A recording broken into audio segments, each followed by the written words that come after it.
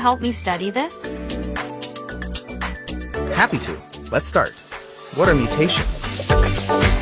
I don't know. Can you explain in a simple way? No problem.